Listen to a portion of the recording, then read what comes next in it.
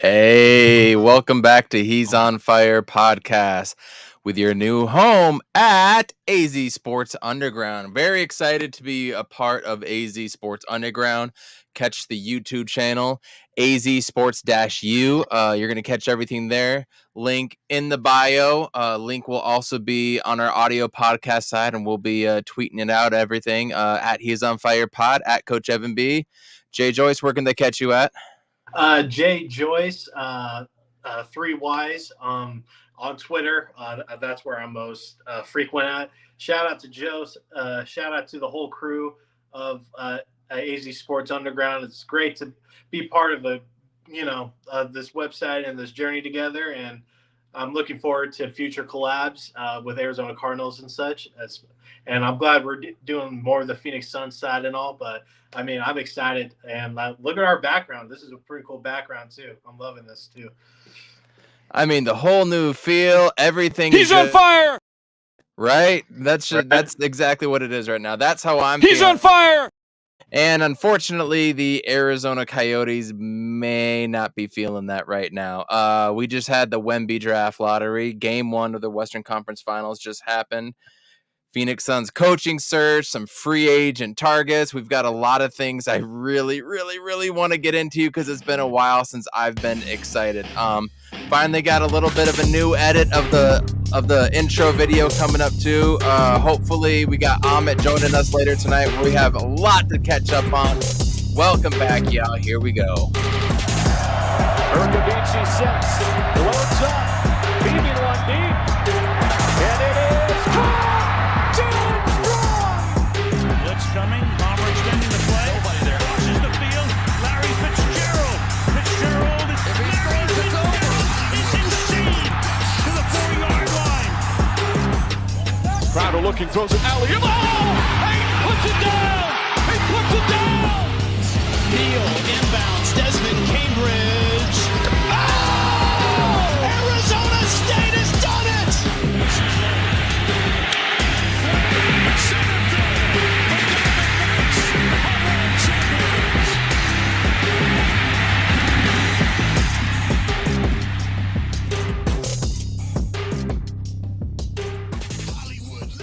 Yo, I got to admit, I'm like way more pumped up now than I was over a year ago.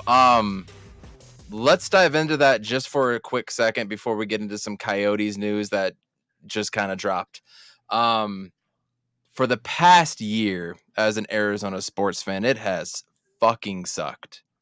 It has been god awful. Losing Game 7 to Dallas the way we did, nothing but bogus rumors, it felt like, with KD in the offseason. You had a little bit of hope with the Cardinals and whatnot. I had a little bit of hope and belief that the Sun Devils could do something. Sun Devils lay an egg in football. Cardinals lay, I don't even know how many eggs. Everything is downhill for the Suns, and then obviously we trade for Durant, and things feel like you're going to turn around, but nothing just felt right with what was on the court. Then Monty gets fired. We get ousted. I don't know. I just feel like it was almost a breath of fresh air because we have Matt Ishbia. And I know a lot of people are down. We got a lot to talk about there. But this is the best I felt as an Arizona sports fan in a year. This is the best I felt. But unfortunately, it looks like the Arizona Coyotes might not be in Tempe right now. I mean, a lot of the resolutions can happen. There's a lot of amendments and things that can come out. They can change the vote on this, but Tempe officially voting no. And like, oh, gee, where have we heard this before? Any real Arizona sports fan knows about Los Arcos, right? Y'all remember that shit that went down with Los Arcos back in 98, 99, maybe? This is a joke, man. This is an absolute joke. This is going to be a arena that is privately funded. They're not asking for any taxpayer money, and we still can't get that shit approved. I work in sports. I work in the economic impact that sports brings. The NBA All-Star Game brought over $250 million of economic impact alone to Salt Lake over that 4 or 5-ish day weekend. 250 mil injected right into this city's economy. Don't y'all want that, Tempe? Don't y'all want that? Didn't Tempe vote to get Arizona State there at one point in history, but then it became an old folks community overall. And that was where the home of Arizona State basketball was going to be, men's and women's. Probably not gymnastics, just because of the podium that you got to put at the bottom of that to do everything. But then you got wrestling as well. Oh, wrestling's over at the new hockey arena, I suppose. But that was going to be the home of Arizona State basketball as well, too. Come on. I'm upset. I swear to God, if this team moves, we're never going to get a hockey team again. It's a damn shame. I'm going to give a quick shout out to everybody in the chat. Jean-Paul, yeah, we're going to get into Ayton, trust me. JV was chiming in early about the Coyotes. Not happy at all. Salty, shout out. Thanks for coming in here. He's under the weather, or else he would be joining us tonight. And of course, Specs, man. Yeah, congrats on AZ Sports Underground. Absolutely. We're going to be doing big things with a lot of indie content creators here in Arizona. Really, really good things are coming. Not sure Arizona is hockey people. It is if you put it in the right place. I don't know if anybody remembers the whiteout. Whew, that was fun. That was a vibe. I do like hockey. I don't follow it, partly because I just don't get access to hockey up here. You know what I mean? And then when they had the strike back in the day, Wayne Gretzky screwed everything up, Rick Tocchet, all that crap. But JJ, I know you haven't been following too much with the Coyotes. What's your initial impression on this, though, before we get over to some Phoenix Suns stuff? It definitely blows, and I think just about everywhere has a hockey popularity. I'm dealing with customers all day, going to their homes and doing services, and there's a lot of hockey fans here. I like people that are into the sport of hockey, love every aspect of it. Of course, they rep their teams and their players, but I mean, there's so many Coyotes fans out here, and our uniforms are dope. I think our logo's tight. I know ice and Arizona don't really correlate, but the hockey fans out here are very strong and prevalent. It's just about finding the right home at the end of the day. I thought them shrinking to a smaller arena in Tempe would be really good for them to bring in the crowd. And them in Glendale was a little weird. So we need to find some sort of middle ground area for everybody to come together and root for the Yotes, because I think in a couple years, they can definitely change some things around. We don't know, and I can't remember the last time the Yotes were, in the top 15, 20 conversation of talent and just overall record. But I would love to be back in those whiteout days of watching the Coyotes, because I do remember those games, and I wish I was more into hockey. I think if the Coyotes continue to play here and be relevant, I know I'm gonna catch more and more games. But I've been watching a little bit of the playoffs this year, and man, really good competition. And playoff hockey's dope. Yeah, dude. And I would love to see the Coyotes play in those playoffs eventually, but it starts with finding a new arena. I do think a new baseball stadium is going to happen before a new Coyotes arena. So I don't know. I guess it is what it is. Overall, I don't think it's going to have a huge impact on my fandom, to be honest with you. I want them to stay, but they've done nothing but screw absolutely everything up since it came here. So maybe it does need to go away, and then maybe in 15 or 10 years, whenever that may be, we can get an actual team in here with an owner that knows what's going on too. It's been a shit show from the beginning, and ever since we traded Kachuk, Roenick, and Habibulin, things have just gone downhill. So anyways, what else is happening? We got anything else going on? Oh, that's right. Suns got ousted by 30 points again in a deciding game. That's right. That's awesome. Let's start there. Monty Williams gone. I don't really want to put out an ode to Monty Williams right now and talk about all the great things he did, because at the end of the day, somebody tweeted out tonight that the Lakers have already tried way more different types of coverage schemes on Jokic than the Suns tried in 6 games. Brandon Clean said that. I saw that. Yeah. You saw that too? Yeah. Bro. Right there. Like, what are you doing? I'm a high school coach, and I'm already thinking, all right, maybe a zone, maybe a 3-2, maybe a 1-3-1, maybe do man and man. Should we press? Should we go off of them? Should we do this? Should we do that? What about a box and one? You know what I mean? There's all these damn things that you could be trying, and Monty didn't do any of it. I'm glad he was here. I'm glad he changed the culture. I also saw, I forget who tweeted it, maybe Eugenius or something like that on Twitter. He said, shit, don't you hate it when you just space out?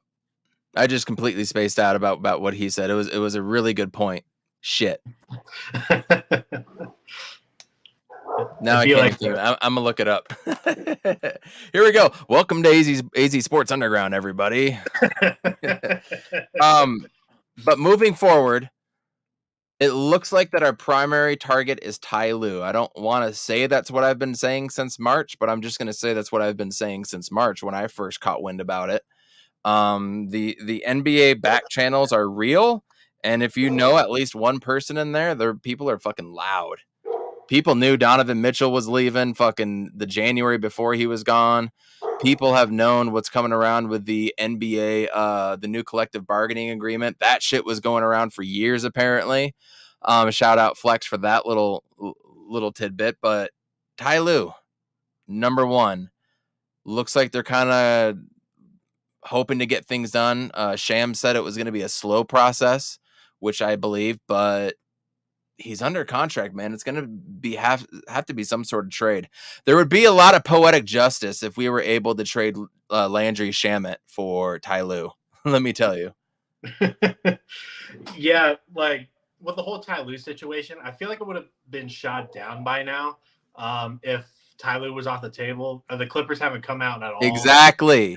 Yes, and so I definitely see it from Ty Lue's perspective about just the lack of continuity and just lack of superstardom, or just overall the overall picture of what LA's gone through the last few years. I'm sorry about my dog. Like, my neighbors are like moving a bunch of shit.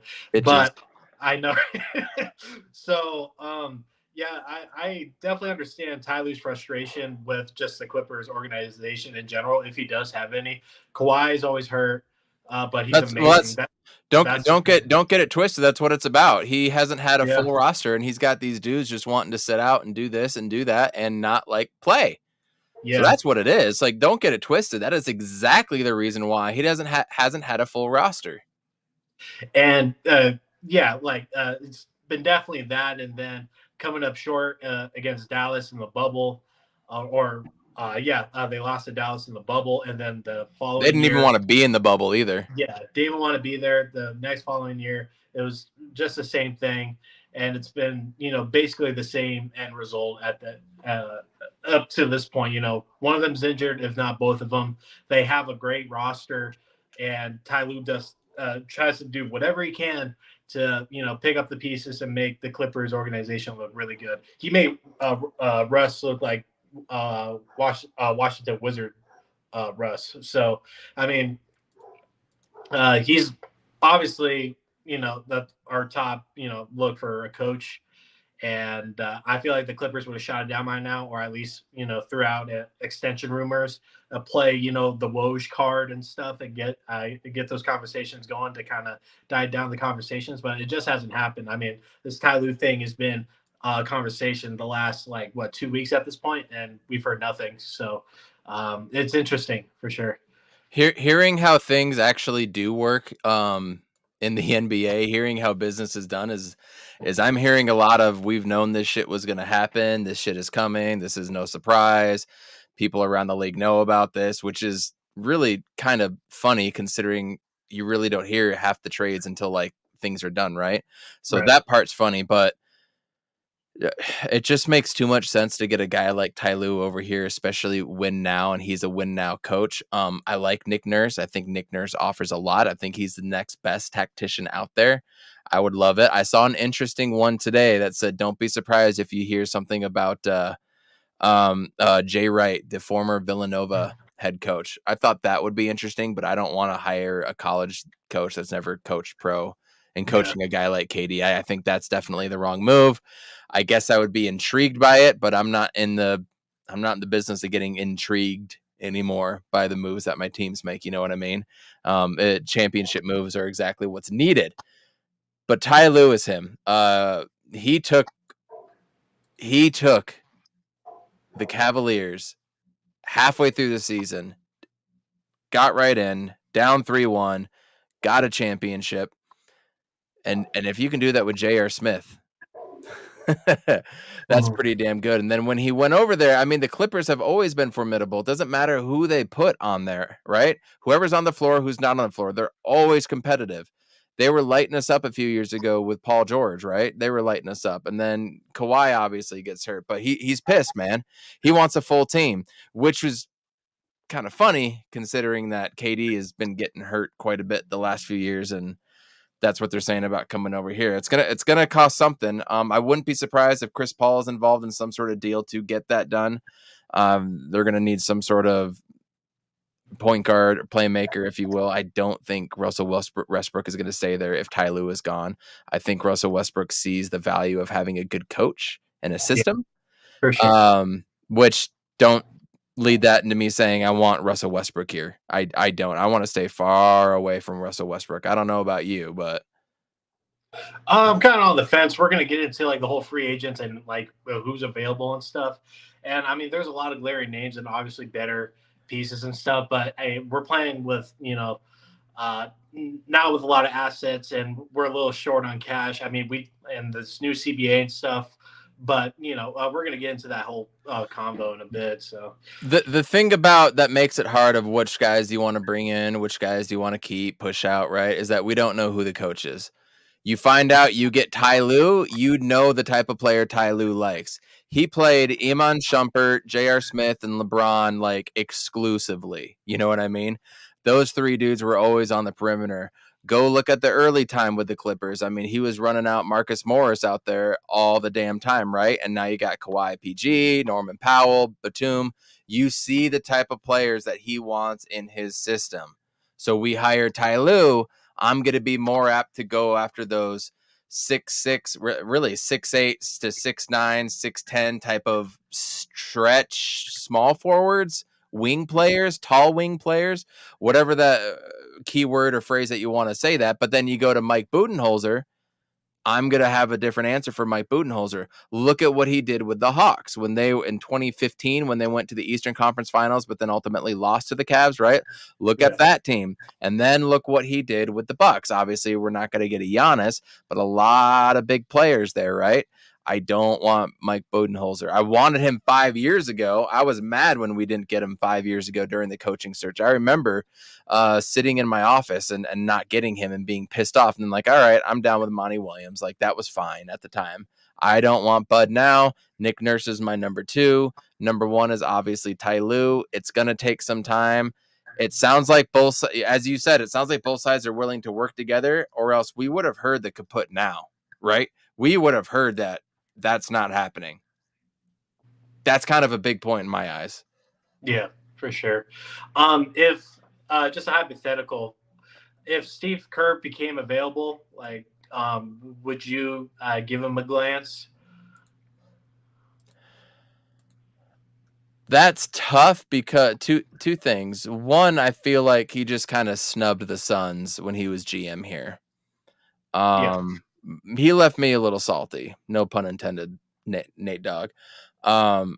Second, I don't want another University of Arizona person in charge with decision making with this organization.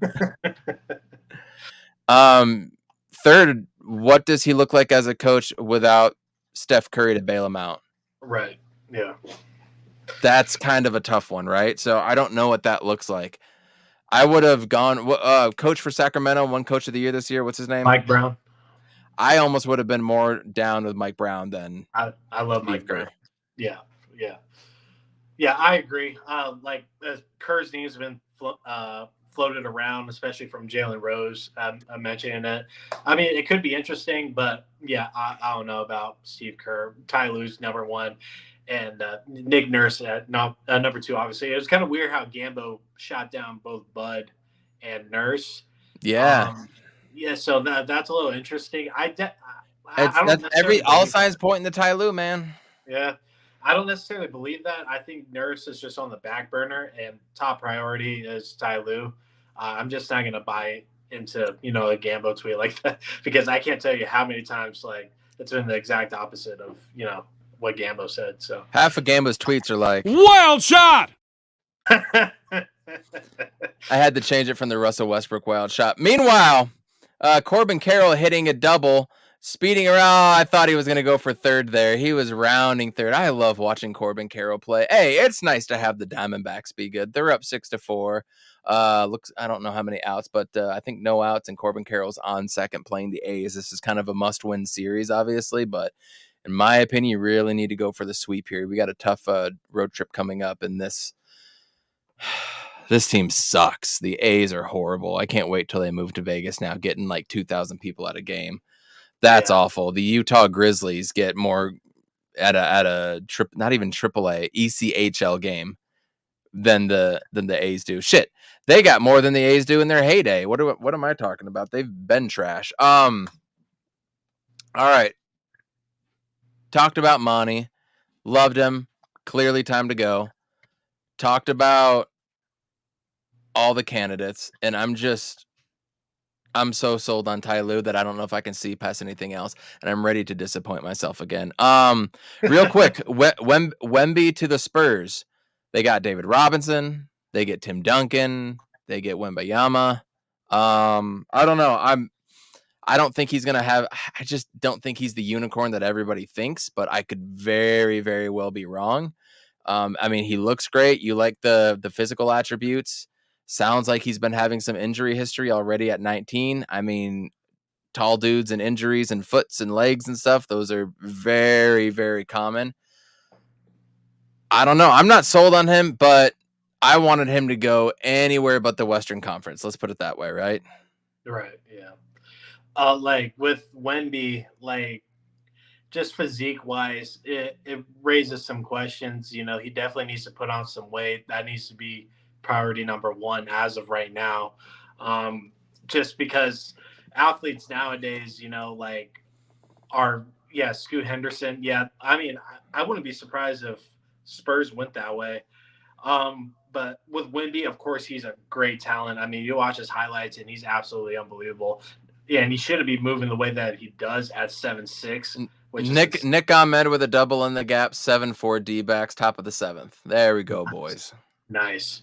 But watching Wemby, I mean, it's so hard not to be impressed with what he can do on the court. His ball handling skills, his shooting, his ball IQ, his defense. I mean, he's the whole package. But like skinny guys like that or overweight guys, it's tough, So if Wemby could put on some weight and just just have a more of a stronger physique, it's going to be the best for him in the long term, because on the other side of that spectrum with Zion coming in a little bit overweight, trying to find a good middle, and he's injuring himself because of like a person like that just can't be moving the way that he does at that weight, at that stature and stuff, and that causes injuries. So you can only imagine somebody of Wemby's stature going against a guy like Jokic that would bully you down to the paint. So Amit, welcome. Hey, what up? Can you hear me? Oh, yeah, hello? absolutely. There it is. Sorry, we need to abolish time zones or abolish daylight savings. One of those things gotta go. Yeah. How's it going? I heard you talking about Wemby. It's all good. We just got done talking about our good friend Monty Williams and how we miss him, but we're not going to miss him. And Ty Lue is right now the number one option, and we're ready to set ourselves up for failure. Yeah, I think. Okay, just talking about Monty. I mean, yeah, like we all kind of saw this coming, right? Like, it's undeniable. 3 seasons in a row, you have a 2-0 lead in the finals. You blow that. He even said after that, I should have played Frank Kaminsky more, which he should have, because he was giving us buckets in that game 6 just to stabilize it so that maybe we could potentially take that game, right? So that's one. Then you have last year against the Mavericks. I mean, who knows what that was about, but how can the same thing happen again? And look, like, he's a great guy. He built the culture of this team, but he was stuck in his ways. He was stuck on these Landry Shaman and campaign, like stuck with those guys. He couldn't decide between Okogie or Torrey Craig. Yeah. He Not broke his Couldn't decide any bench. Terrence Ross, TJ Warren, it didn't matter on the bench. No, he would put him in and then take him out after a minute or two. And then he would totally broke his relationship with Aiden, where Aiden just stopped caring. So I think it's time that we get somebody in here. I think Ty Lue would be awesome.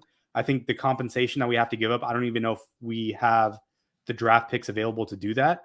I haven't really looked at it too much. We got Chris Paul. Well, yeah, but I think that you have to give up compensatory. Yeah. I think that's how it works if they're under contract. Yeah, Gabo just had a good point. Stuck on Nader. Yep. That too. No adjustments. No adjustments. Yeah. In-game adjustments. Especially when, like, even Coach Bud, and he messed this up on his own, but he had the unguardable play of putting Chris Middleton and Giannis in a pick and roll. Did we even see a pick and roll with Booker and Booker and KD? No, or KD and Ayton. Yeah, like you saw it with KD and Jock Landale, though. Yeah, right. So, like, what are we doing? Like, what is he thinking? And the way that they framed it up as he's like they parted ways, which I think probably is what happened. They probably just said, "Look, man, like the team, we're gonna switch this team around. It's not going to be kind of building a culture and like leveling up. It's like we have to win now. We got to get somebody in here that can move the chess pieces around.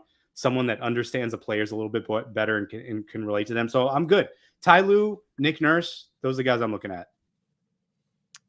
What do y'all think the 36 unbothered meant with Book tweeting that out yesterday?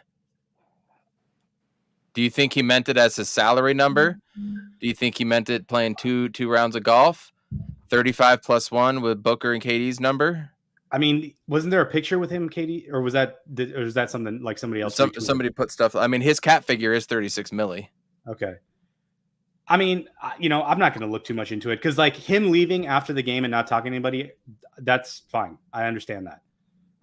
Players do that all the time. Players don't shake hands. We get it. LeBron didn't shake hands with the Pistons after they beat him when they went up, when he was up 3-2. I don't care about that shit. I don't care. Like, that's fine. He doesn't need to talk to the media. He talks to us, the fans. He talks to his teammates, and we know he's good in Phoenix. We know that. Like, if anybody tries to cause drama and say that Book's out on the way out, that's the dumbest. They're obviously a Lakers fan. That's dumber than what Ja Moranda's been doing. And I got a wild shot. I got a nickname for him. He's now since he likes NBA YoungBoy, he's NRA YoungBoy now. NRA. Kwame Brown went on and he said he's NBA dumb boy. Yeah, that too. Skip Bayless today on Undisputed called. He said Ja had the iron on him, and I was laughing for like 5 minutes. I mean, Skip is cultured, So the irony, but like with a Glock. Right. So we've beaten Monty down to death. Thank you for all your service. Time to get a real head coach in here that can try a whole bunch of different types of defenses. So, by the way, with that being said, real quick, Coach of the Year fired. Doc Rivers, Coach of the Year fired. Nick Nurse, Coach of the Year fired. I think Budenholzer was Coach of the Year with the Hawks. He's fired as well. Mike Vogel, Frank, got kicked too. Frank Vogel. Mike Vogel. Yeah. Frank Vogel. So the 2019, the 2020, the 2021 NBA championship, all those coaches are not with their team. No. And Quinn Snyder with the Jazz last year or 2 years. It was last year or 2 years ago, whenever they were the number 1 seed. Yep. Yeah. Coach of the Year don't mean shit now. It's changed. And you know what's crazy too is like, are you guys still watching the playoffs at all? Did you guys watch the Lakers? Fuck no, I have no desire to watch any part of it. I just watch it because I want to see the Lakers lose. But it's hard to watch because then it was just for the first half, it was just like the same thing that we saw against the Suns. And I'm like, this is painful. This is just PTSD. But the variances in these, like, the variances in these performances from teams from one game to another game, we're like, oh, it's a wrap. Like they're going to win. And then it goes 7.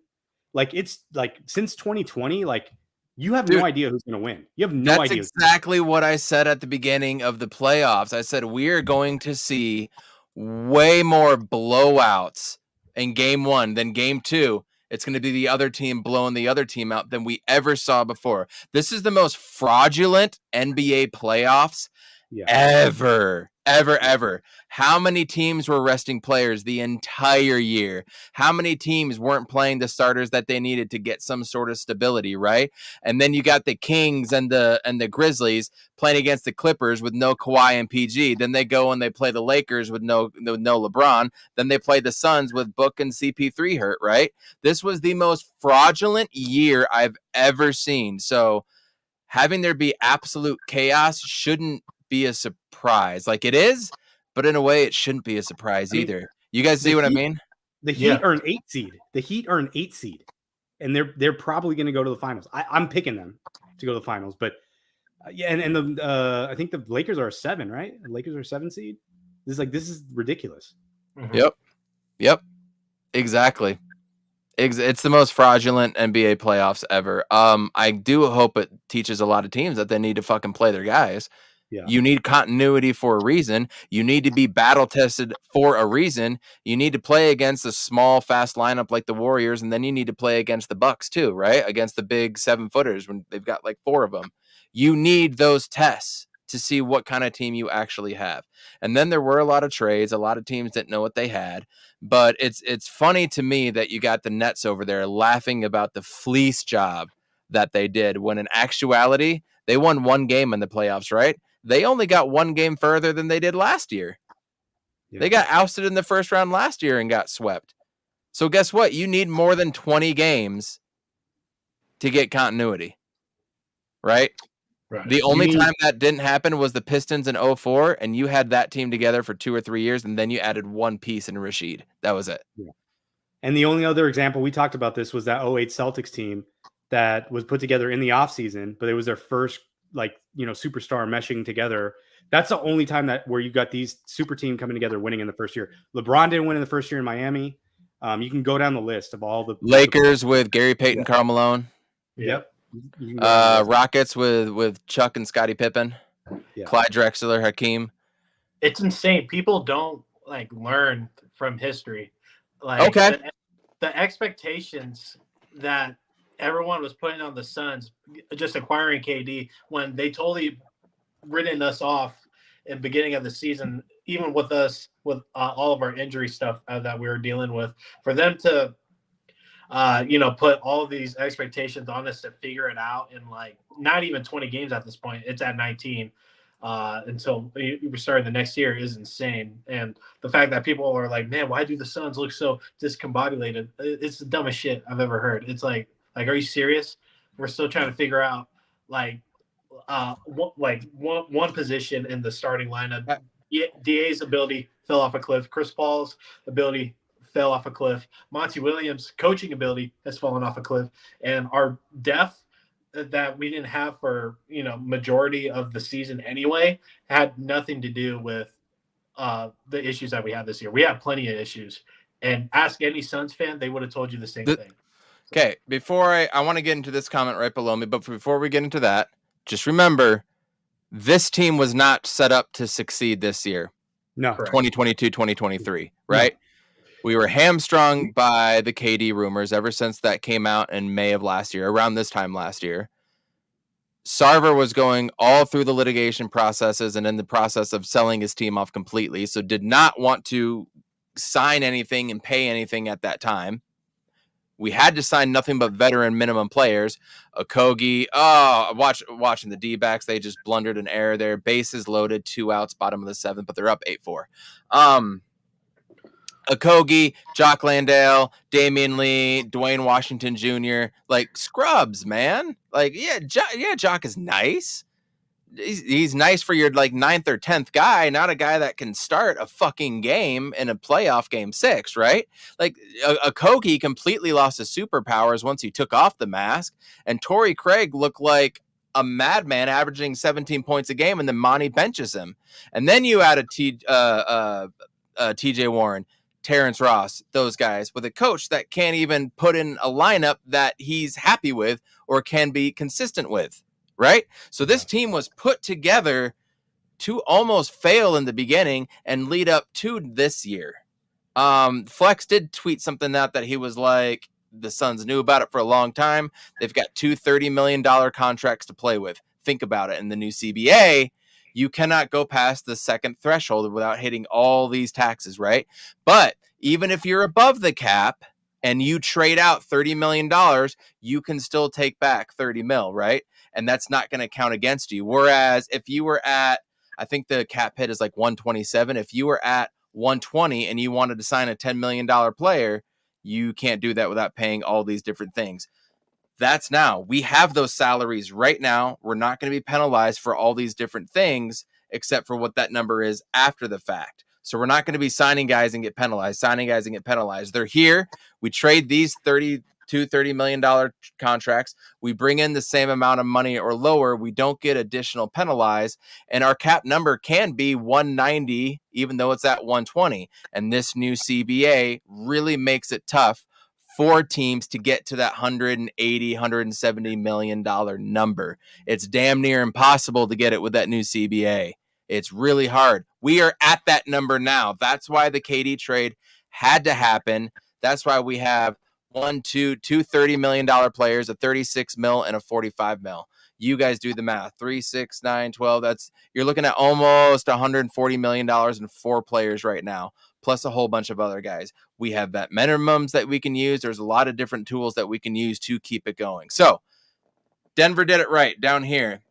I agree, but I disagree. Like, you got lucky with Jokic. You got lucky with Murray. Drafting 2 all-stars like that, dude, that don't happen. The Lakers didn't even do that with Kobe and Shaq. Name me another team that drafted 2 legitimate all-stars. The Bulls? Sure. Oh, he gave up a grand slam to tie it at 8. Oh my God. Holy shit. You had 2 outs. And Nelson, in his second pitch, gives that up. Tied at 8. Good God. Anyways, it is very hard to name a team that drafted 2 NBA All-Stars. Y'all had it from the jump. You got lucky as shit with MPJ. That dude should have been out of the league and being healthy. You got lucky as shit. That's what I mean. He dropped. First off, he shouldn't have been there for you. He dropped. They took a flyer on him. Was hurt all last year. Hurt the playoffs before. Nobody thought he was going to make it through this year, let alone what he's doing now. And he's okay. Then they trade for Aaron Gordon. They trade or sign KCP. No, they traded for KCP in the Will Barton deal. And none of their bench players are really homegrown either. Yeah. So that's what we're going to be too. Like at this point, that's what I'm saying. Yeah. So I mean, look, it wasn't even the 9th inning, Salty. It was the damn 7th inning. They don't even have a setup man. Yeah, I mean, look, Denver. I hate to say this, but yeah, they're healthy, and so we're seeing the best of their team right now. Jokic is he's learned a lot from that 2021 run against Ayton. I saw him he was still getting blocked by Ayton and Anthony Davis tonight. Like he would try to put his chest into them, but they're still just longer than him because they can just jump higher than he can. But regardless, when they push the pace, like they just have enough guys that can make plays. And that's the thing. I felt like we had enough guys that could make plays. Their deficiencies were, like the same deficiencies that Michael Porter or Bruce Brown or, any of their guys have. They had the same deficiencies. We just didn't deploy it right. Right? Don't you agree? Like if we would have deployed it right, it could have been a whole different scenario. I think we were more than capable of being the Nuggets. I generally do.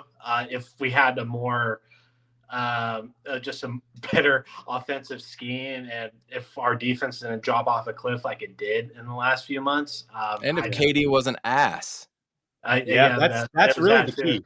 Yeah, that's another thing we should hit on real quick because we saw this with Chris Paul, right? Like as he's getting older, KD's not. I mean, yeah, he played probably the most statistically efficient season of any player this year. What was he? 55? Yeah, he didn't do it in the playoffs. And this is where the eye test and the analytics don't mesh up, right? Yeah. Something happened. Is he old? Is he hurt? Was it the offensive scheme? Was he doing too much? Like, part of me says he's old. Yeah. I completely agree.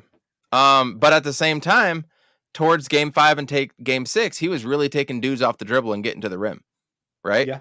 We saw him taking dudes off the dribble. So, like, you saw that, and it was just his shot was just off. Yeah. The whole time was off and looked bad, hitting side of the backboard. The thing that pissed me off the most was his cross-court fucking passes that he kept getting stolen.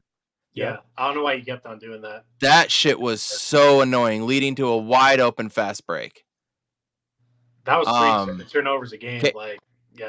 So KD looked like ass. He did not. That's not who we traded for. In hindsight, if we knew that we were getting that player, we would all said no. Yeah. Right. That would have been a dumb trade. I texted you guys. I'm like, in the heat of the moment, I'm like, this was a mistake. You know, because at least even if we have a ceiling with Mikal and Cam and all our draft capital, we at least have like all these other options we can go to. Right. We can make so many trades. We can, trade away picks to get other things. But not with the new CBA. We wouldn't be able to get to that threshold as opposed we are there now, and we have two $30 million contracts to play with to get 1, 2, 3 players back in return of matching salary. So, like, in a way, yes, but in a way, no. And we would have had to deal with that whole Cam Johnson contract thing at the end of the year. And we probably would have just went through DA 2.0 again with the offer sheet and all this shit, and going through the new ownership and us being stuck in no man's land. We don't know that because it's a new ownership, and he's cleaning house, and we don't know what he was going to prioritize at this point. Yeah. And also, and in regards to Cam, like, I think over the course of the season, him being hurt, him not, at least with the Suns not playing up to expectations, I feel like he kind of lost some money. We'll see what he gets. I guess Brooklyn's probably going to give it to him because they need to keep him. But if he was on the Suns, I feel like the Suns would feel the market out and be like, what you're saying, Jay, like, yeah, we're gonna ride it for a season and see, because we're not gonna give you a max deal. We're not giving you 20 to 25 million. I thought this previous season he had proven that he could be a starting 4 in the NBA, but his durability really is in question as a starting 4. Yeah, he needs to play the 3, which is unfortunate because I feel he's capable of playing 4. I mean, we've seen it.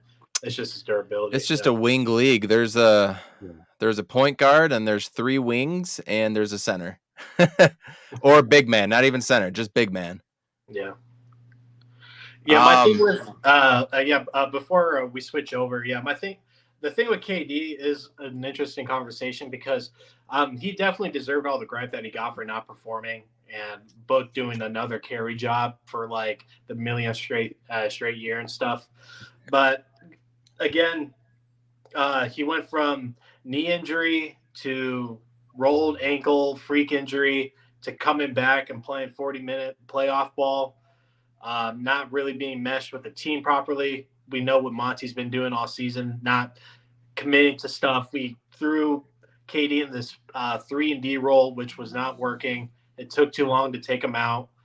And then we just weren't running any action with him. We weren't freeing him off of defenders. We weren't sending PNRs with him. I mean, there was a lot of things wrong. And again, I'm not giving KD excuses or white knighting him at all. That was not the player that we traded for. And I'm hoping when we get this new coach, we will be able to adapt him and him be that that second caliber player. If we have a third guy showing up, like what Chris should have did or DA should have did, like KD can play like that, and we'll be okay. But that's true. Yeah. But I don't want to knock DA as much as I want to knock DA. I actually have some surprising takes on him. But look, nobody fucking showed up other than Booker. And once Booker got injured, I mean, he was shooting like 5 for 6 that night with like 13 points, and he was looking like he was on fire. Hurts his foot, game 5. That was it. Yeah. That was over. Yeah, you're right. And and this shows how good Devin Booker is. This shows how good Devin Booker is. He carried this fucking team. He was insane. His shot. He was insane. I kept thinking, like, when we won those 2 games, that I'm like, we only won by like 7 points and 5 points. I'm just like, God damn, man, this is how he had to play to win. We had to win. Like, how are we going to win the finals? How are we going to beat Denver? I kept thinking that. And then when we started that game 6, and like the announcer's like, 2 out of the 3 starters for the Suns are out. I'm like, we're cooked. Oh, like, yeah, dude. We're cooked.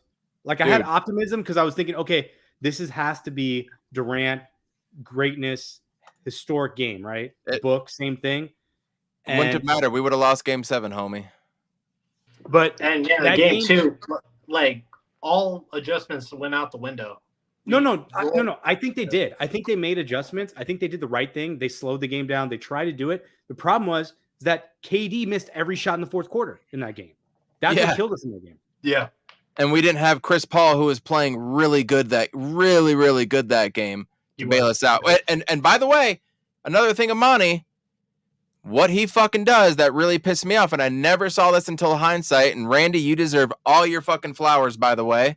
Yes. Monty Williams, when Chris Paul and DeAndre Ayton are out, or Cam Johnson, or whoever the fuck it is, Monty Williams runs out the same system and expects the same results, and he doesn't tailor a fucking thing to the players that are out there.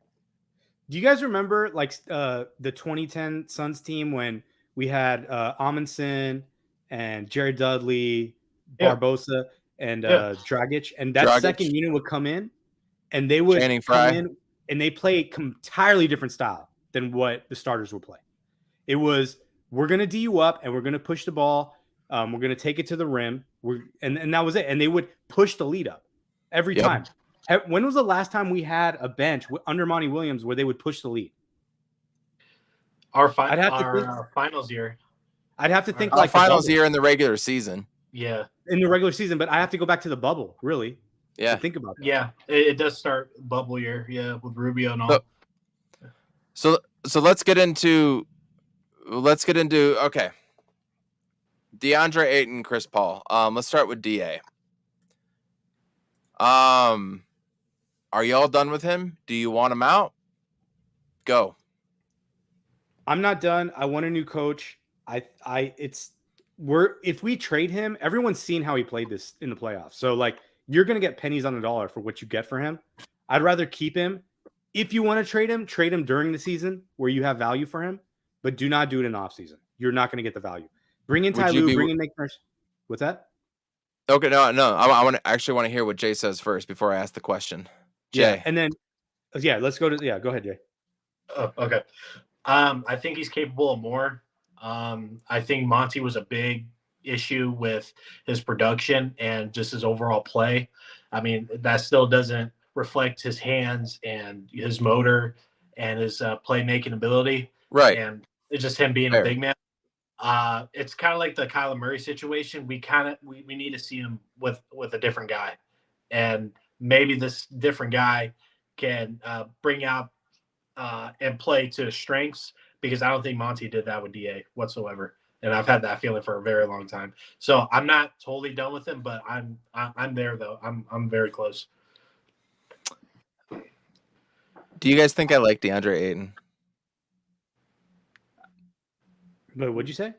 Do you guys think I like DeAndre Ayton? I know you don't, but look, man. I'm not going to answer. This is really weird, but I would like to see him come back one more time because of exactly what you said. I did not think it was Monty for the longest time, because you look at Cam Johnson and you do look at Mikal Bridges and you do look at their progression, right? You looked at Javon Carter, campaign, right? You looked at these dudes' progression. You're like, damn, he milked Boss Man for literally all he could. He milked him and got everything out of Boss Man. Torrey Craig as well too. I think Torrey Craig is going to have a great career somewhere else, but I don't want him back either. But with DeAndre Ayton, when you saw it, that he was just working on defense and just working on rebounding and that kind of thing, like, you never saw the shift. And we always blamed it on his motor. It was always his motor, which it should. His motor is absolutely dog shit, and he didn't learn other skills. But not showing up to his contract signing when all these videos surface of him pounding it with Javon Carter when he re-signed, or welcoming Shamet and all that shit, right? Not showing up there, not calling him out last year by name. Dude, it was just a really bad look for a guy that's supposed to be such a good leader and culture builder. And that clearly, I felt like, completely spilled over the entire You're talking about team. Monty. You're talking about Monty. Talking about Monty. Yeah. Monty and DA. It clearly spilled over everything. So with that said, I really want to see same thing with guys. Same thing with Kyler Murray. I want to see another coach, quarterback coach, offensive coordinator in his ear, coaching him, teaching him. I want another offensive person, another defensive person. I love you, Mark Bryant. Time to go. And I want to see another head coach talking to him, working with him, and a big man coach, right? Let's see what it's like differently. He is our only number one pick. He is making $30 million. I'll say it one more time. He is the key to unlocking the Suns championship. I mean, it's just the two things, right? Because right now teams will leave him open to shoot a jumper. They're not afraid of him shooting a jumper. If he could make enough threes where teams have to close out to him and he can somehow dribble from the 3-point line to the rim or make a pass out of that, what that does for this team is what you see from Joker, from Giannis, from like Nurkic, Vucevic. Like, it's just like that's all he needs to do. And he's been practicing his three. I don't like his shot. And imagine if you had to do that, if the big man had to go guard him, and then all of a sudden you got Booker and KD cutting. You can get Booker one-on-ones down low on the post, or KD with no 7-footer down there. I mean obviously there's defenses you can change around to make sure that doesn't happen. But no, I agree. I thought we were our best with Channing Frye shooting threes, a big man, a 7-footer. Yeah. I mean, it just opens it up for this type of team, especially with guys like KD and Book that can just attack the rim at a high efficiency with no center in the paint because they have to guard Ayton at the 3-point line. And we never, ever saw that. And we all thought it was going to happen in the bubble. It never did. He hit a couple threes or whatever. Yeah, whatever. What happened to it? The threes are like a midi now. Yeah. Right. But there was no threat, because even with the middies that he was taking, there was no threat from the defense. They were not scared. It wasn't like when Amari took it. Amari, he hit it at a high clip too, but teams are like, yeah, man, just take it. Just take it. We don't want you coming in the paint. That's the problem with DA, is that there's no fear when he comes in the paint. There's no fear. DA provides a lot of spacing if we maximize what we think he can be. I reflect back to that Minnesota game last season when he had like 32, and he was just popping threes in front of Cat because Cat can't guard shit from the perimeter. So he was just testing them. And if DA can stretch his abilities beyond the perimeter, like a Brook Lopez or a Al Horford, two guys that develop their three in a small period of time, and just like kind of have to make the opposing big man to step up, that provides hella spacing for KD and Book to work. That's crucial. And that's another thing that I feel like Monty didn't tackle for whatever reason, because living by the mid is not statistically a really bad shot. We have guys that can hit them at a high clip, but it doesn't, like, if you can go for the better shot, absolutely do that. And just the system didn't flourish like that. And a guy like Ty Lue, that's a bad call. Bottom of the 7th, full count. We got a guy on first and second, and the ball clearly, they had the square there was clearly below, and they called it a strike and put him out. Fuck that. Damn it. I hate being a sports fan. Sports are dumb. Dude, there's 162 games, bro. They'll get it back. I want to bring this up. Actually, I want to share my screen. Hold on. So I'm going to bring up the cap here and our cap hit and spot trick and everything. I think this is a very important. Let's stop that one. I got to share. I think that this is very important when talking about it, so we know exactly what we are talking about. financially. So bring this up. I'll zoom in more so everybody can see. Kevin Durant's making 46 milli, by the way. That's disgusting. DeAndre 8 and 32, Booker only 36. Chris Paul is non-guaranteed at 30. They can cut him and he can make 18 mil. They can pick him up and he would get the full one. The full, what is it? 30.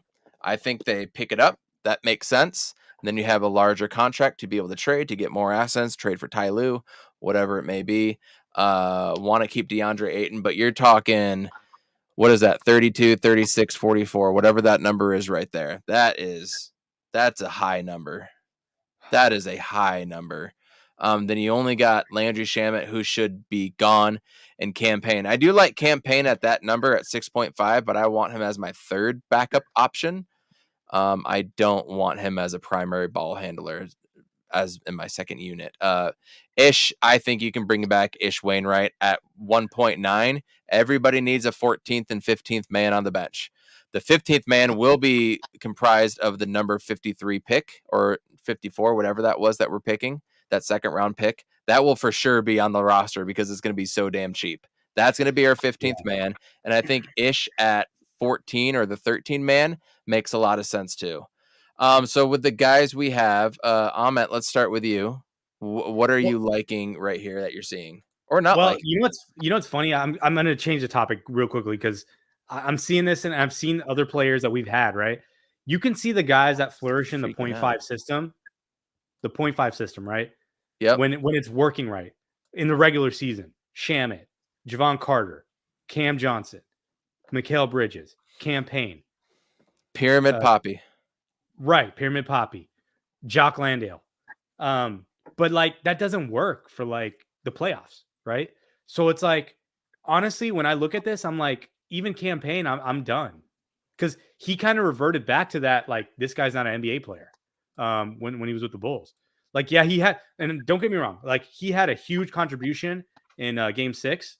But I kind of feel like he was just, they kind of left him open. Like, they were Dude, just like, he's a one-off too, man. Yeah. He can't give you that consistently. So I'm kind of like, if I'm looking at this roster, I'm looking at like these 0.5 players. Ish Wainwright, gone. Campaign, gone. Shamet, gone. Chris Paul, definitely gone. For other reasons not related to 0.5. Everybody else, Booker, Ayton, Durant, you got to keep those guys. And then you got to figure it out. But what I don't want us to do is what we did this year is where we changed the entire roster around in the middle of the season with injuries, with everything else, and then be like, okay, well, let's just try to win some playoff series. We have to build this team in the offseason and then work in the buyout market during the regular season. Right. I agree. 100%. One thing, if we're above the cap line, the second threshold, and I forget what that number is, everybody should just kind of do that research on their own. I think it's like $30 million over the cap. If you are at that level, which we're probably going to be, we cannot get a player on the buyout market. Yep. Just so you know, that is not an option. That's going to be a tough one, to be honest. Yeah. So the guys that I'm not seeing on here that I'd like to keep, though, is like Ross. I want to keep him because I think he can add value in a lot of different ways. TJ Warren, I think he's under contract, right? Or Warren is not under contract. No, this is freaking out with all those stupid ads. Sorry. I think Warren has one more year, if I remember correctly. Yeah. Baisley, I'd like to see what he can become because, again, we don't have young... Warren has got nothing.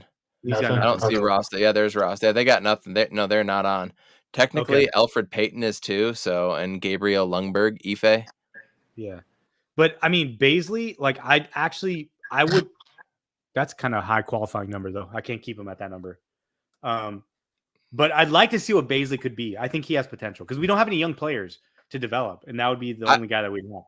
I'd like Jock to come back too as my third big man or Busy as my third big man. You got to have a third big man. I'm fine with that. And I like the good fluff that comes with Busy as well too, right? Like the good stuff that comes with him. I mean, he's just a good person. And he plays hard. And you don't have to question that.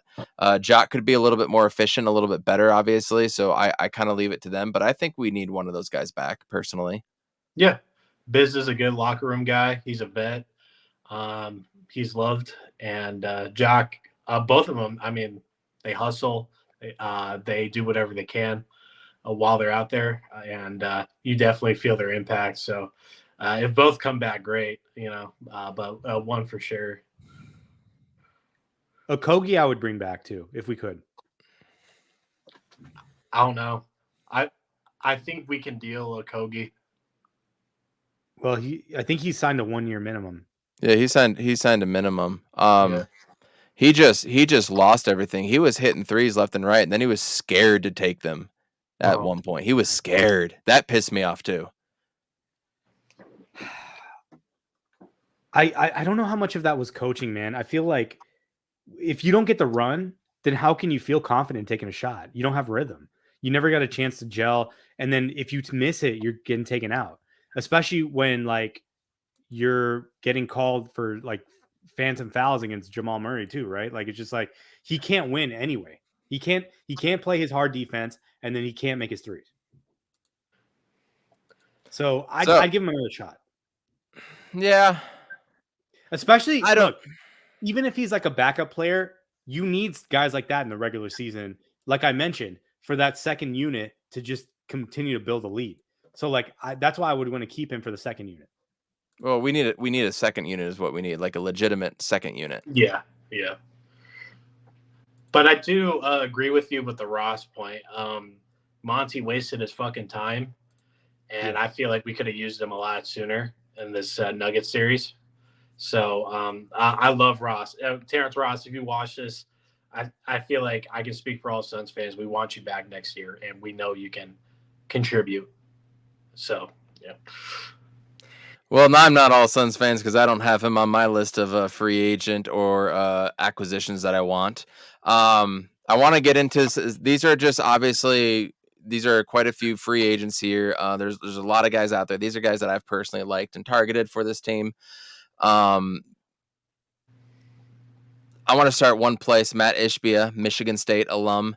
Look to Michigan State alum first. Look to guys that you know in your network. You always want to bring your guys in no matter what you are. So I look at Draymond Green and Gary Harris. Gary Harris was in a lot of conversations for the past few years in trade conversations. He was traded to the Magic, obviously, just signed a deal last year with them. There's been talks of Ayton getting traded over there. I think Gary Harris in a return for Ayton, if that were to be an actual trade, would be legit. Personally, if we were to trade DeAndre Ayton for Wendell Carter and Gary Harris, I ain't going to be mad at that, y'all. I will take Wendell Carter at 15 mils. Same thing with Gary Harris, and I'll be on my merry fucking way. Let me tell you. I like Wendell Carter. Yeah. I have no interest in Wendell Carter. I have zero interest in that guy. You should. He's dope. Yeah, he can move. He can move. He can catch. He's not afraid to go inside. He cost $15 million. He doesn't cost 32. Yeah, but he played on shitty teams. Like, that doesn't mean anything. Like, at least we see Hayden play in the playoffs. True. I mean, I should say in the finals. Like, that's the thing. Like, that's the Christian Wood thing where you don't want to get caught up in these guys. True. You know?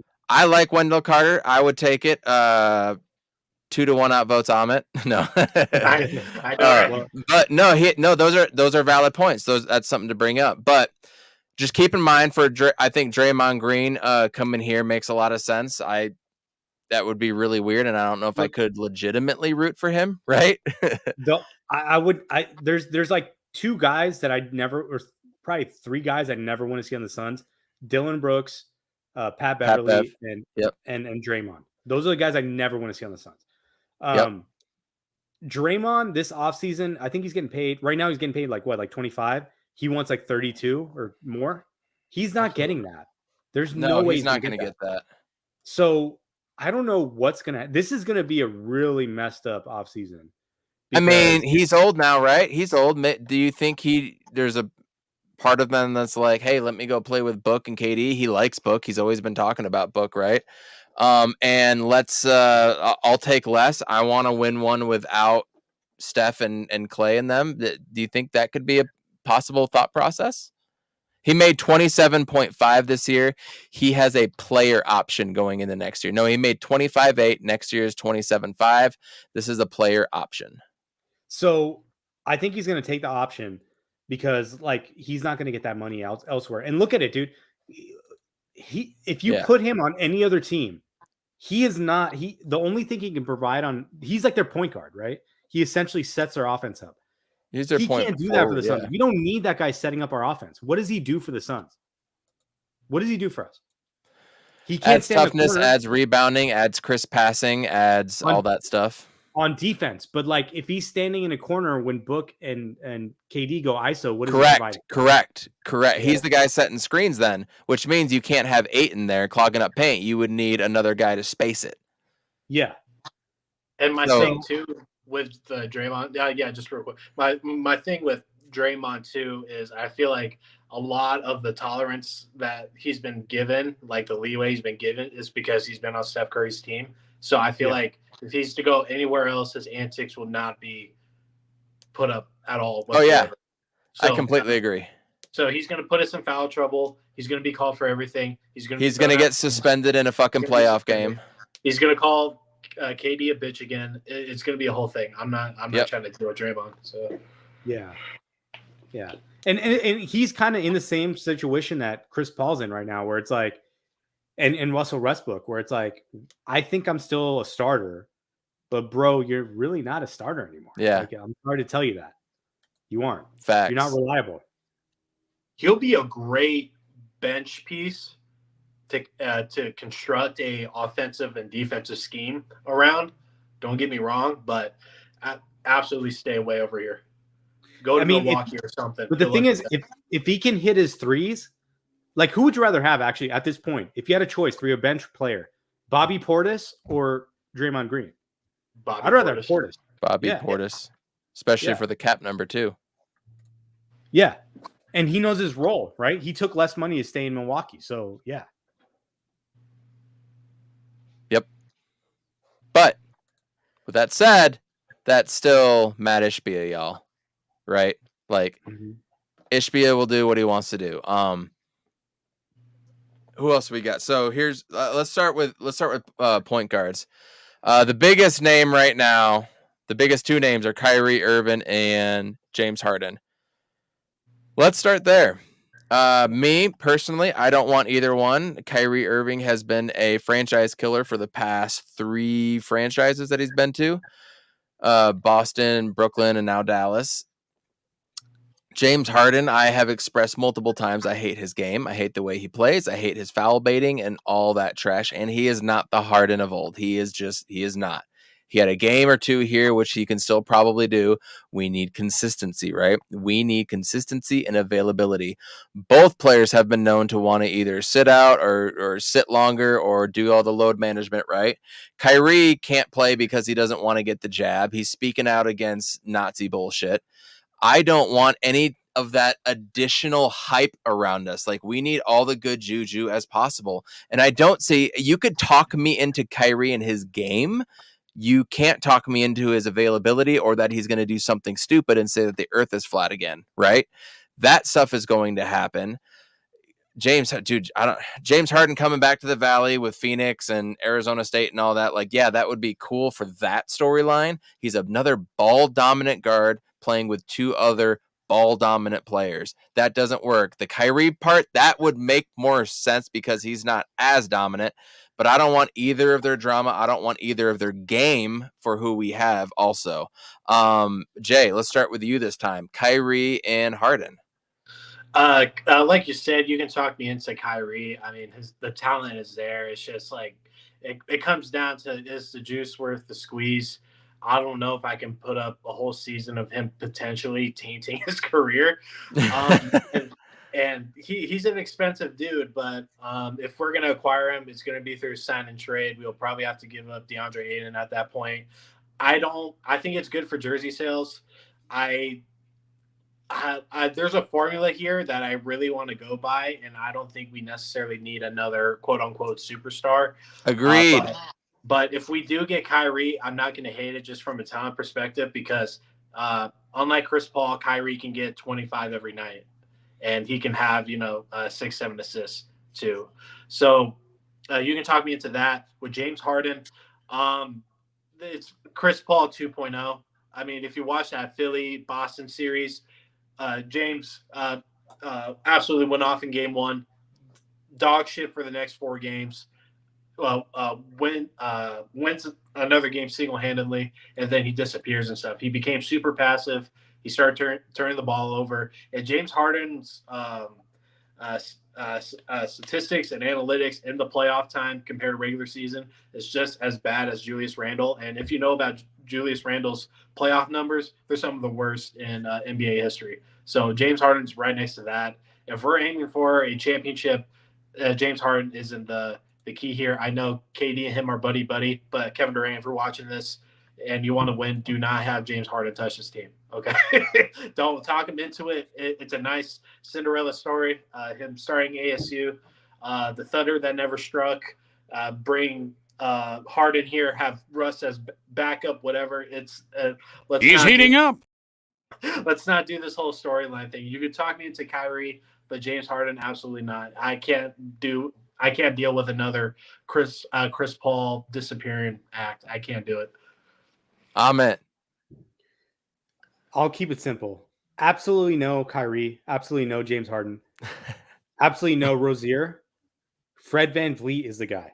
He is the dude. Is he a free agent this year? Yep. Okay. And I don't think it'd have to be a 3-way trade to make the Chris Paul thing work. But dude, Fred VanVleet fits perfectly, especially if you get Nick Nurse as a coach too, right? Right. He fits in the system. He can run the pick and roll. He can take over when the team has its star players on the bench. The dude is solid. Okay. He hits his threes. He plays through pain, which we have not seen. He has a player option. He's 29 years old. He's going to be player option for 22.8. He made 21.5 this past year. So roughly 20 mil a year for the past 4 years. Okay. It's not bad. So he would have to opt out to get probably somewhere in the same range for like a 3 or 4 year period, which I think the Suns could do easily.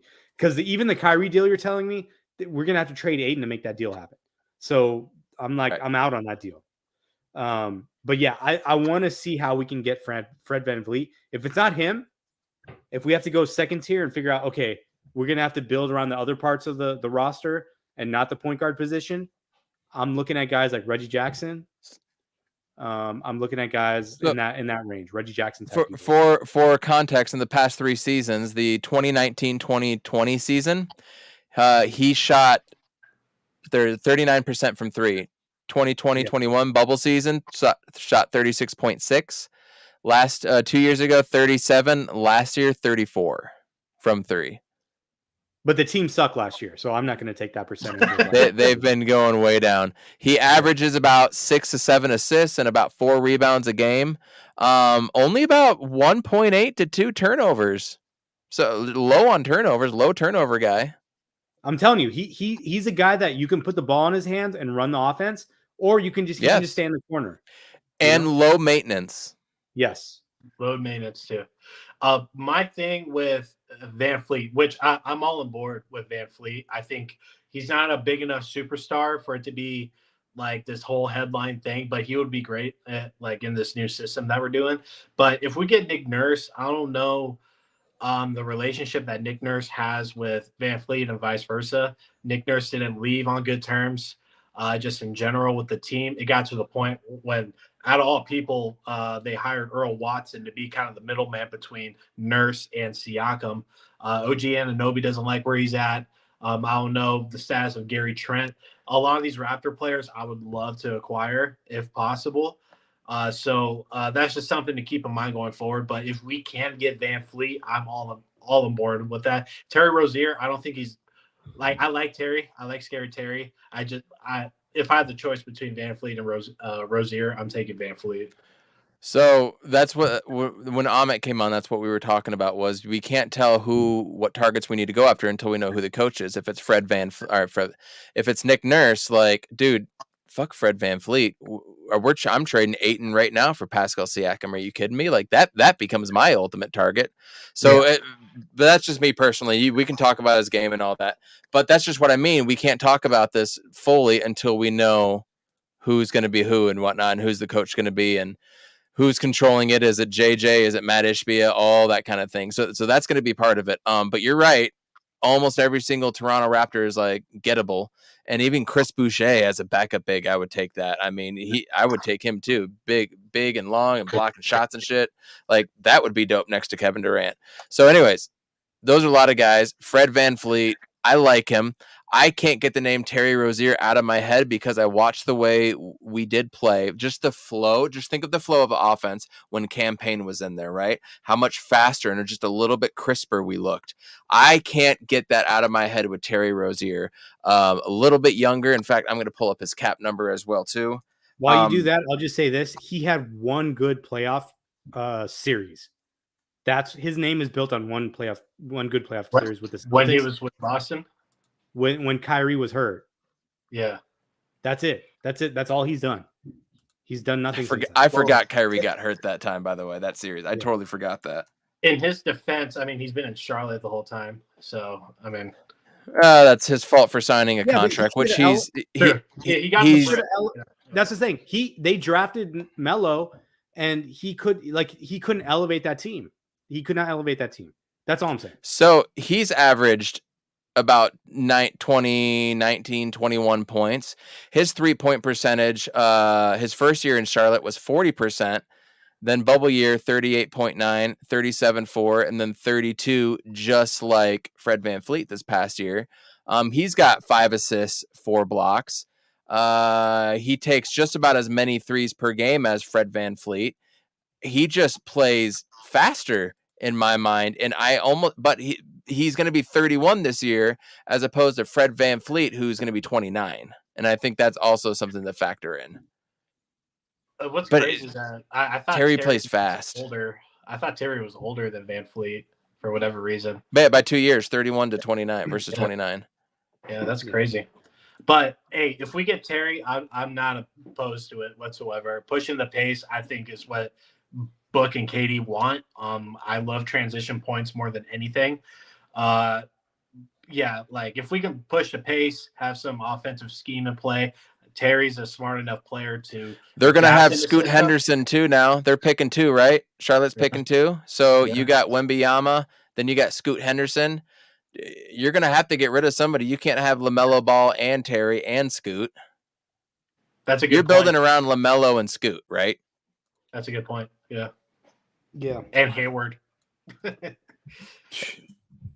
That's weird. I mean, you've got guys you could go after that we could get back. I mean, I don't want Kelly Oubre Jr. Don't anybody say that.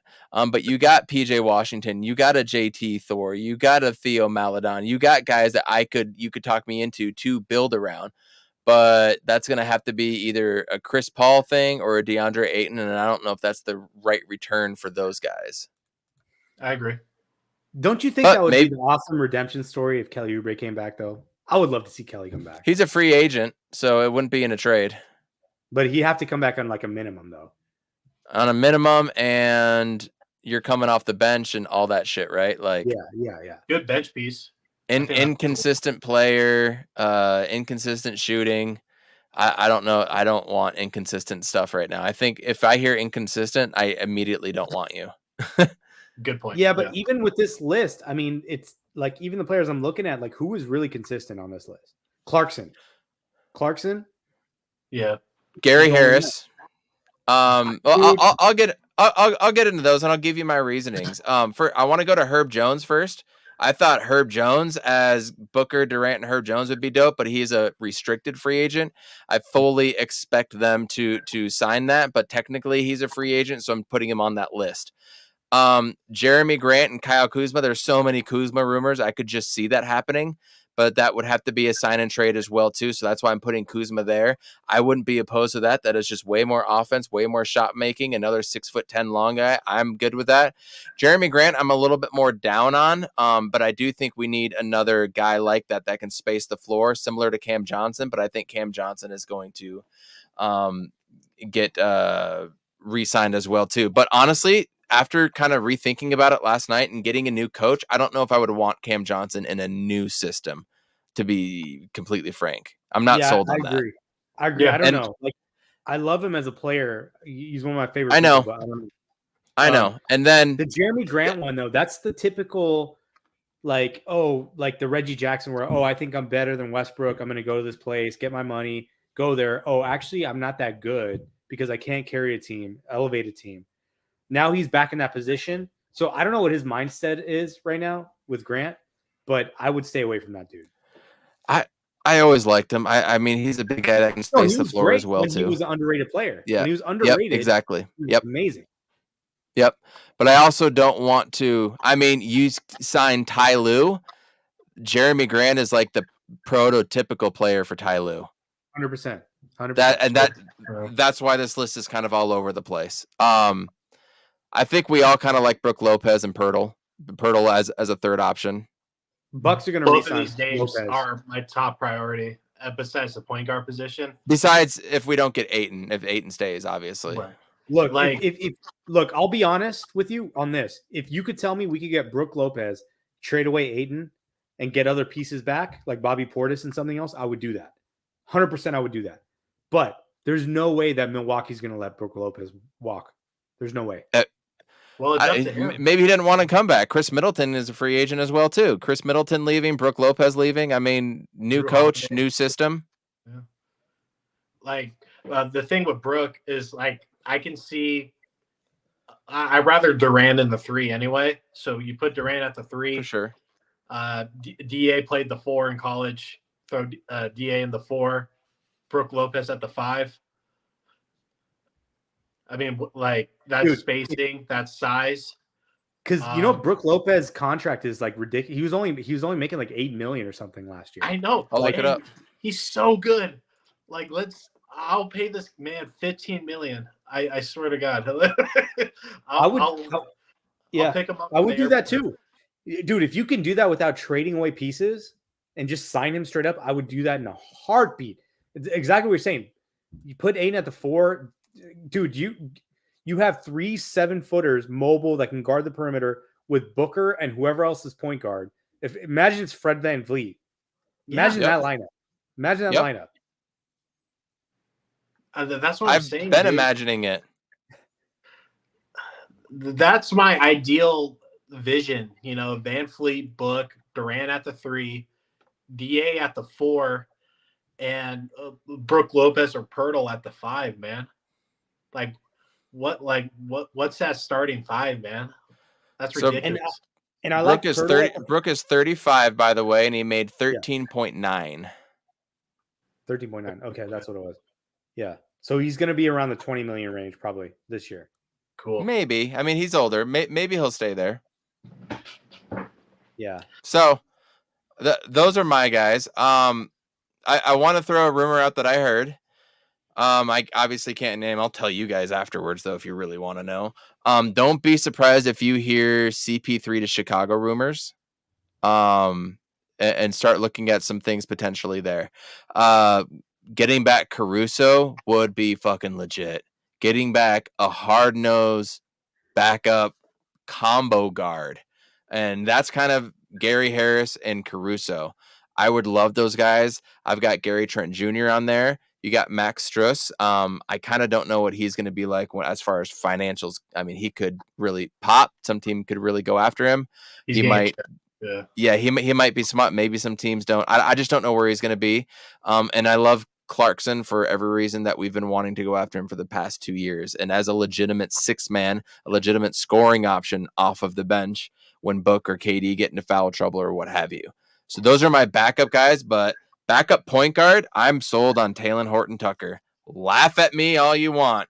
Give me a big-bodied 6'5" dude that's driving into the lane that can finish in traffic. I saw a lot of unfortunate Utah Jazz games. Every time I watched Talen Horton-Tucker play, the more impressed I was with him. A big-bodied point guard that can drive it, not get stripped, and shoot, and play defense, and he's long. I would love Talen Horton-Tucker. Roast me. Go. He's playing out of position, first of all. He's not supposed to be a point guard. He's a looter and a riot, bro. He's a looter and a riot. What? Yeah. Hey, you say what you want. This Utah Jazz team was way more fun to watch than ever before. They played hard. Yeah. We got TJ Warren does the same thing, and he can score in transition. I'd rather have that.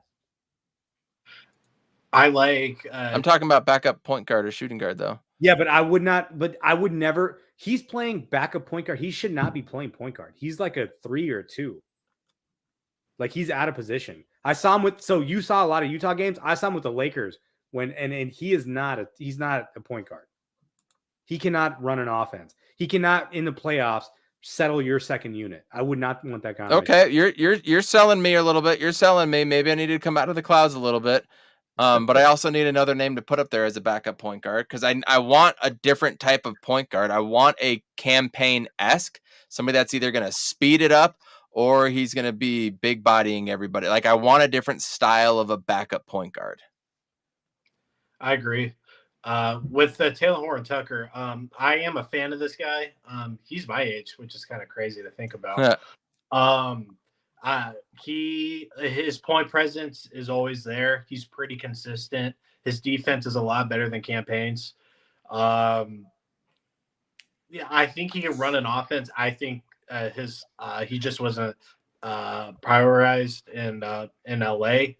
I think he can add a lot to a bench unit. I think he's pretty good with finding bigs. I mean, he made Kelly Olynyk look really good. He made Hassan Whiteside when he was there before he went overseas look really good as well. Mm-hmm. So I think THT would be a really nice pickup, very underrated, sort of like a Bruce Brown sort of situation, And a little bit cheaper. And a little cheaper too. Yeah. See, but both ends. So let's leave it up to Matt Ishbia to decide. We get both ends there. I also keep coming back to Gary Trent Jr. I'm not sure if he has to be a starter or wants to be a starter, but I mean, coming off as a wing player, coming off the bench would be nice. I've always liked Gary Trent Jr. Josh Hart too, another defensive player that can shoot the 3.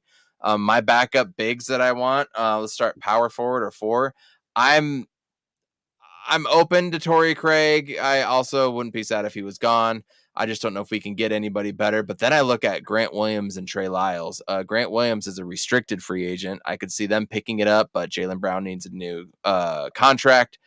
And then you got Marcus Smart's new contract going to bump into play. So you got a lot of money going up in Boston. Can they get Grant Williams? I would love Grant Williams. Gone, bro. Jaylen Brown is going to be gone because they can't afford to pay him. I think you think so?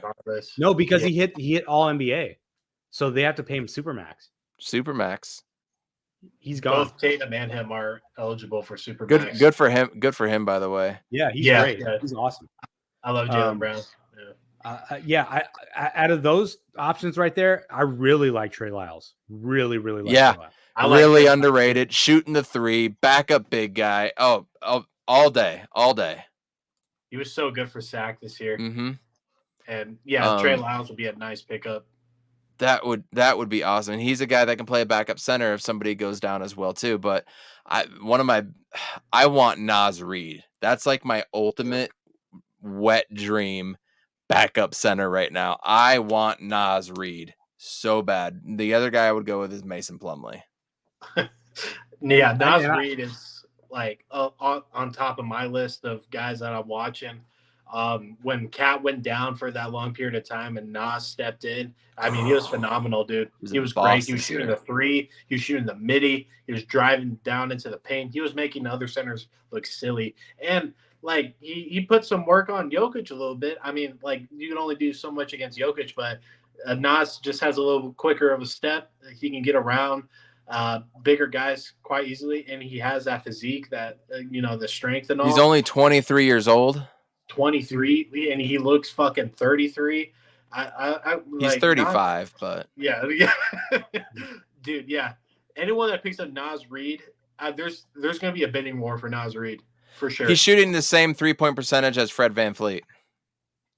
Look, dude, the guy you don't find there's like 2 guys. There's like Miles Turner and Naz Reid, like those 3 and D5s. Those are the only guys. There's nobody else like those guys. So if you can get one of them, you do it. The problem is I don't think we can pay. I don't think we can afford it. Yeah, he's due up. He's 24 years old. He's getting some sort of backup numbers. I feel like a Mason Plumlee is going to be a little bit more attainable. Yeah. But is he playable in the playoffs? Right. I thought Mason Plumlee did good in the playoffs. But if With- we get Ty Lue and he's like, no, I don't want to go that way, clearly we know why, right? Yeah. Well, that's the thing. Like, yeah, he looked good against us, but like, he was playing busy or he's playing Aiden. I don't know. Like I've seen enough of the Plumlee brothers on Phoenix and around the league where I'm just like, I'll stay away from those guys. Would you rather have him or Jock or Busy as our backup center? This is our backup, not like a third, our backup center. Honestly, I think Jock could play the backup. Because here's the thing. If he can get an outside shot. He has an outside shot. He sucked this year. He does have an outside shot. Jock does do. He just really sucked this year. And is that Monty's game with the backup bigs? Although Dario was shooting, so fuck if I know. Yeah, I don't know, man. But I'll just say this. Like, let's go like fast forward to 2024 playoffs. Who's going to play the backup 5? Probably Durant. So I'm not really concerned with Jock Landale does in the playoffs at that point. I'm looking for really like 5 minutes here or there versus like I need him in the regular season to be in that bench unit and sometimes start for this team and like provide, the efficiency that he can. That's all I'm looking for. I think we're all looking for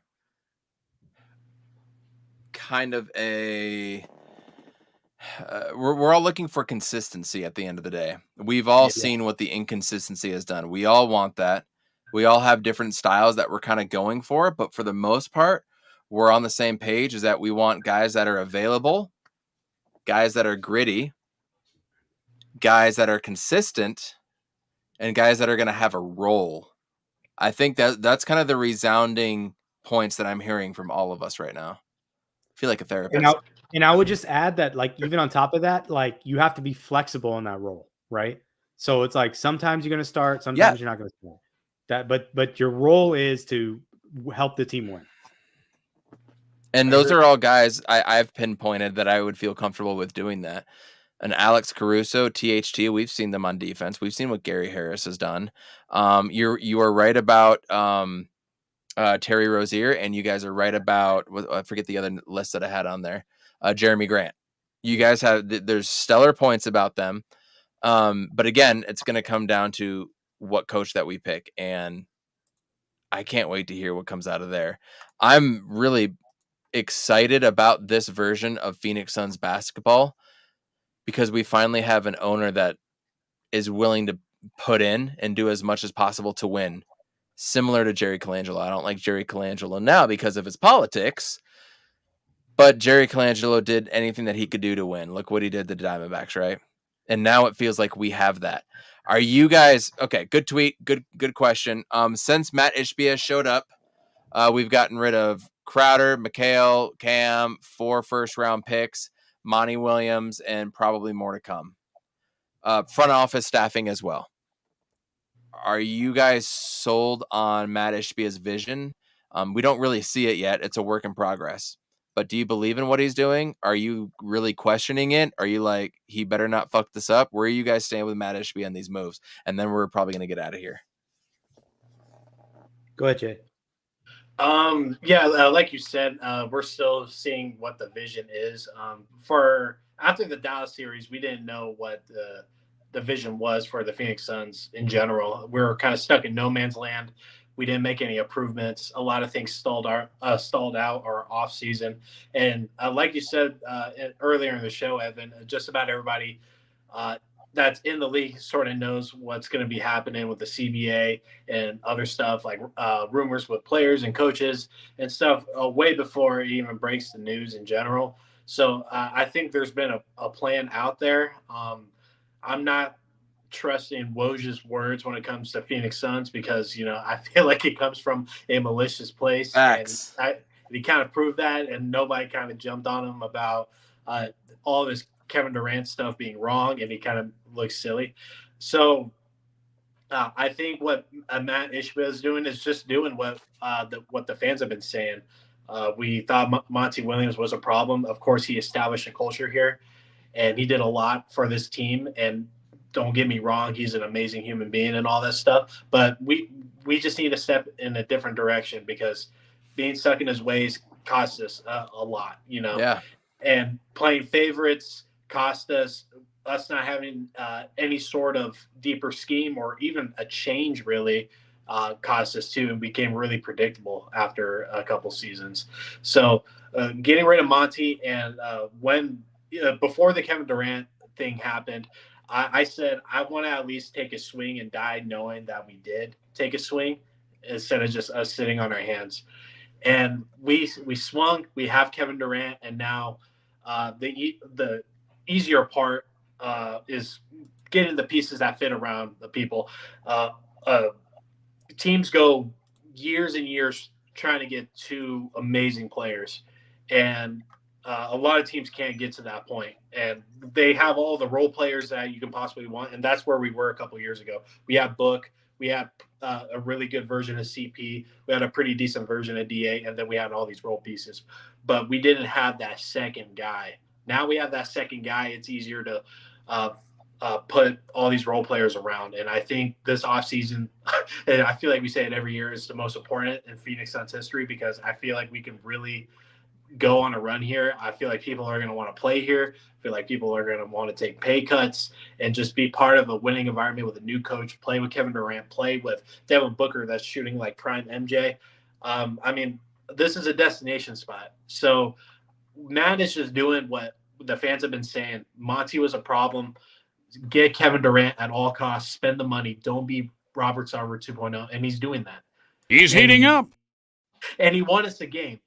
Like he got us a point from Jokic too. I mean, he's a involved owner, and I like that for right now. And it's going to get to the point when he gets enough people in where he can just step back and let people run the show. You know, he's doing what we need to right now, and that's all I can ask for.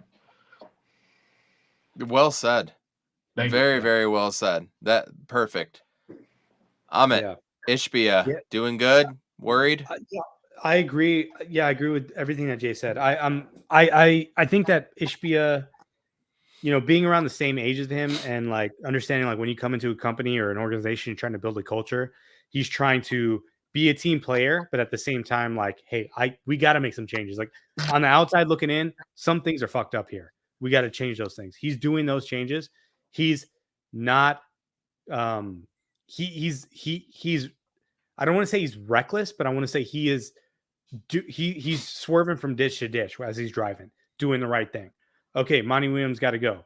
I'm pretty sure CP3 is on the next ditch. You know, they traded for KD. When they traded for KD, the amount that they gave up, yeah, at the time, we all kind of were like, it's a lot, but it's KD, right?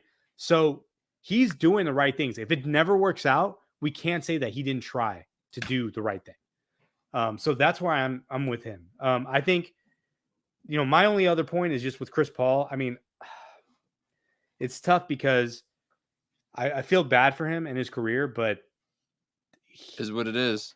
It is what it is. It's not working out. It's not working out. And wherever he goes next, he's now the Russell Westbrook, the James Harden, the star that is a role player.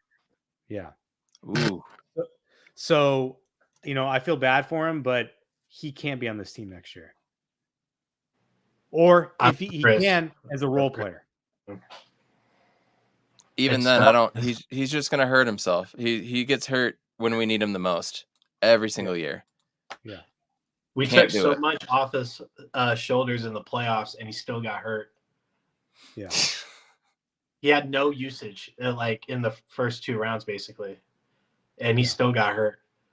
I love Chris, man, but I mean, he is the point guard. He still showed us during these things, even last year's playoffs against the Pelicans. He showed us the point guard. Yeah. He showed us, but it's not there. It's not consistent, and we're talking about consistency. And we need somebody that can be consistent, someone that's durable and healthy, that can play defense, that can get switched onto a big and like provide some resistance, or get switched onto somebody another big. And at least like doesn't have to take a midi, but can get fouled. Can you get fouled at least? Take contact. Yeah. Yeah, Good exactly. point, Dominic. I'm not gonna say anything else because I completely agree with both of what you guys said. That is exactly correct. A lot to look forward to, though. I'll say it again. Last year it felt like doom and gloom. This year I feel like I have hope. I feel like whatever happens with the Cardinals with Kyler Murray, if he goes out and balls or he falls flat on his face, we know. No matter what happens, we know about Kyler, right? New coaching staff, new scheme, whatever, we know. But there's hope. There's build there. Arizona State football, brand new coach. There's a lot of hope there. Homegrown guy. Diamondbacks are good right now, right? The Coyotes, oh boy. Coyotes not being voted in fucking sucked today. Way to go, Tempe. Way to ruin it. That really sucks. And then the Suns. I have hope this year. Katie and Book together for a whole offseason, man. I'm really, really, really excited about that. 36 unbothered, right? 36 million unbothered. Triple entendre, This was fun. Really glad to be back. Amit, good to talk to you. Jay, good to talk to you. It's good to be at Arizona Sports Underground. Make sure you guys check out ArizonaSportsUnderground.com. Check out the YouTube channel as well too, azsports-u. All the links are in our bio below. Everybody hit the like button. Please share this out. Everybody just thumbs up everything tonight. Like and subscribe. Like and subscribe. That's what it is. Ring the bell, all that fun shit. Meanwhile, is it really bases loaded right now for the Diamondbacks in the bottom of the 10th? Oh my God. You're still watching that. All right. I got to go, guys. First and second. See you, Amit. Later, man. Everybody share this stuff out. It was a lot of fun being here. We're going to be back every single Tuesday. Excited to be able to do that. We're going to be catching you here. We've got Salty's going to be coming on. Obviously, we're going to get Darth on here. What's going on, man? Thanks for coming out. We're going to get him on here at some point. Suns fan Rainey's going to come back, who deserves his flowers, and we will give him his flowers. He was the first to say he wanted money to go. Shit, in the middle of last year during our run, he was saying that. So props to him. We're going to get out of here. Hit the like button, all that fun shit. He's on Fire Podcast, azsportsunderground.com. It's a match made in heaven. We will see you guys later. Have a good one. See you guys.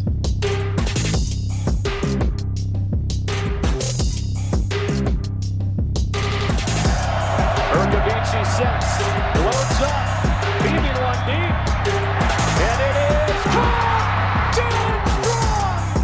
Blitz coming, Palmer extending the play. Nobody there. Crosses the field, Larry Fitzgerald.